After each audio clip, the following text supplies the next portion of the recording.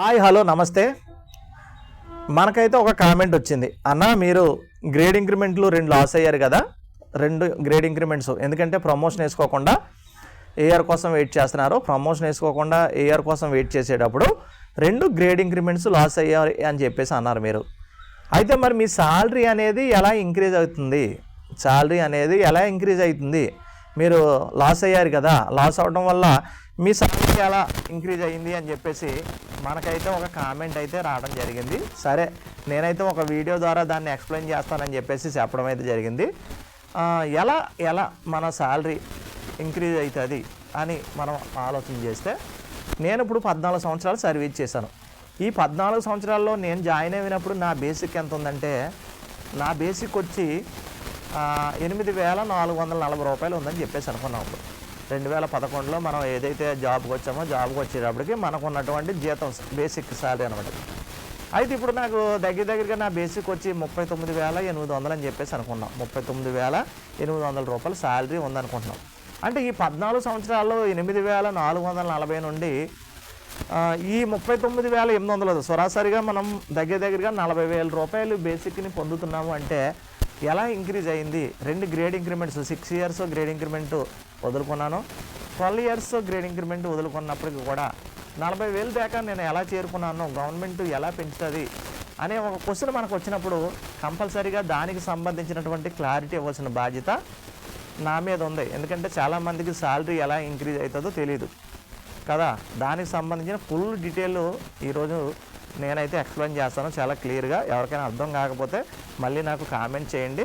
ఇంకా మన ఛానల్ ఎవరైనా సబ్స్క్రైబ్ చేయకపోతే సబ్స్క్రైబ్ చేయండి, లైక్ చేయండి, కనీసం లైక్ అయినా చేయండి. లైక్ చేస్తే మన ఛానల్లో అనేక మందికి యూట్యూబ్ అనేది రికమెండేషన్ చేస్తుంది. కాబట్టి లైక్ చేయడం మర్చిపోవద్దు, సబ్స్క్రైబ్ చేయడం మర్చిపోవద్దు, షేర్ చేయండి. ఓకేనా?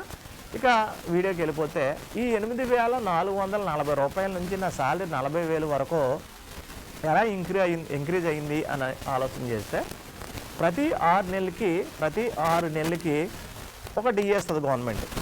అంతకుముందు ఇప్పుడంటే డిఏస్ పెండింగ్లో పెట్టారు, కానీ అంతకుముందు రెగ్యులర్గా మనకి డిఏలు అయితే పడిపోతుండే అనమాట. డిఏలు కానీ టీఏలు కానీ సరెండర్స్ కానీ మనకి ఏది రావాల్సినా అంతకుముందు 10వ తారీఖు లోపే మనకు అన్నీ ఇచ్చేసేవారు. సరెండర్స్ కూడా 10వ తారీఖు లోపల ఇచ్చేసేవారు, టీఏలు కూడా 10వ తారీఖు లోపలనే ఇచ్చేసేవారు. సెంట్రల్ గవర్నమెంట్ ఎప్పుడైతే డిఏ ప్రకటించిందో, స్టేట్ గవర్నమెంట్ కూడా అది ప్రకటించిన వెంటనే స్టేట్ గవర్నమెంట్ కూడా ప్రకటించడం, దానికి సంబంధించిన అమలు వెంటనే జరిగిపోతుండేది. ఇలా జరిగిపోతుండే ఒకప్పుడు బాగుండేది అంతా కూడా. ఎప్పుడైతే మనకి ఈ ఫ్రీ స్కీమ్స్ అనేవి స్టార్ట్ అయ్యాయో అప్పటి నుంచి కొంచెం ఇబ్బందులు అయితే తలెత్తడం జరిగిందనమాట.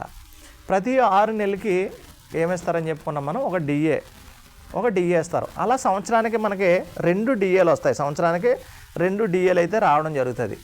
ఒక ఇంక్రిమెంట్ వస్తుంది. అంటే 3 సార్లు మన జీతం ఎవ్రీ ఇయర్ 3 టైమ్స్ అనేది జీతం అనేది అందరికీ కూడా ఇంక్రీజ్ అవుతుంది.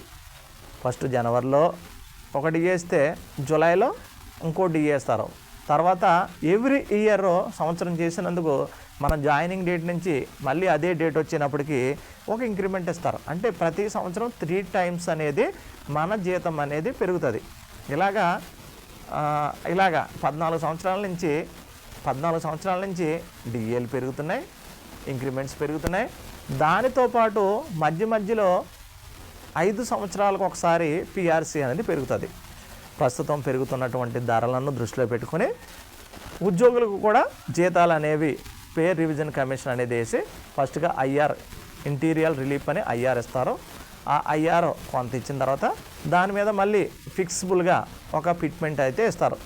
అలాగే నేను ఈ 14 సంవత్సరాల్లో 3 పిఆర్సీలు చూశాను. 3 పిఆర్సీలు నేను అనుభవించాను. 3 పిఆర్సీలు ఎలిజిబిలిటీ అయ్యాను. ఈ 3 పిఆర్సీల్లో ఆటోమేటిక్గా అంచెలంచెలుగా నా శాలరీ అనేది ఇంక్రీజ్ అవుతూ వచ్చింది. ఎందుకంటే 5 సంవత్సరాలు మనం చూసుకుంటే 5 సంవత్సరాల్లో 5 ఇంక్రిమెంట్స్ పడతాయి, దగ్గర 10 డిఏలు పడతాయి. 10 డిఏలు 5 ఇంక్రిమెంట్లు అంటే 10 సంవత్సరాలకి 10 ఇంక్రిమెంట్లు 20 డిఏలు కదా.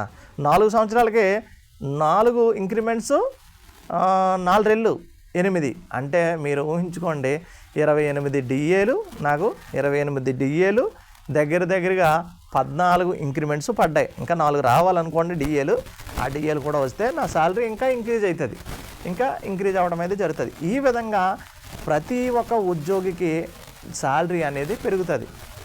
దానికి తోడు ప్రమోషన్ వాళ్ళకి ఈ ఏదైతే గ్రేడ్ ఇంక్రిమెంట్ పడుతుందో ఆ గ్రేడ్ ఇంక్రిమెంట్ మళ్ళీ పిఆర్సీ అయ్యేటప్పుడు డబుల్ అయిపోతుంటుంది. ఆ విధంగా శాలరీ అనేది ప్రతి ఒక్క ఉద్యోగికి పెరగడం అయితే జరుగుతుంది అన్నమాట. ఈ విధంగా నాకు డిఏల ద్వారాను, ఈ విధంగా నాకు ఇంక్రిమెంట్స్ ద్వారాను 8,440 రూపాయలు ఉన్న నా జీతము ప్రజెంట్ వచ్చి 39,800 బేసిక్గా అక్కడ కూర్చుంది.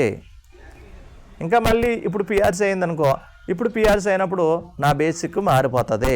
నా బేసిక్ మీద డిఏ ఎంత ప్రకటిస్తే అంత డిఏని నేను పొందుతాను. దాంతోపాటు పర్సంటేజ్ ఆఫ్ హెచ్ఆర్ఏ తీసుకుంటాను, పర్సెంట్ ఆఫ్ ఏఎన్ఎస్ మనం ఏజెన్సీలో ఉన్నప్పుడు ఏఎన్ఎస్ మనకు పెరుగుతుంది. అదేవిధంగా మన జీతం పెరిగినప్పుడు మనకిచ్చే సరెండర్స్ లీవ్స్ కూడా దాని కాస్ట్ పెరుగుతుంది, రేటు బాగా పెరుగుతుంది. అదేవిధంగా పిఆర్సీ అయ్యేటప్పుడు మన టీఏ బడ్జెట్ టీఏలు కూడా పెరుగుతాయి. నేను జాయిన్ అయినప్పుడు టీఏ 150 రూపాయలు ఉండేది, ప్రజెంట్ 300 రూపీస్ అయింది. రేపు పిఆర్సీ అయితే అది కూడా 375 చేరడం అయితే జరుగుతుంది. ఈ విధంగా అంచెలంచెలుగా శాలరీ అనేది ఇంక్రీజ్ అవ్వడం అయితే జరుగుతుంది. ఇది ఫ్రెండ్స్ శాలరీకి సంబంధించినటువంటి జీతం ఏ విధంగా పెరుగుతుంది అనే వీడియో. Thank you.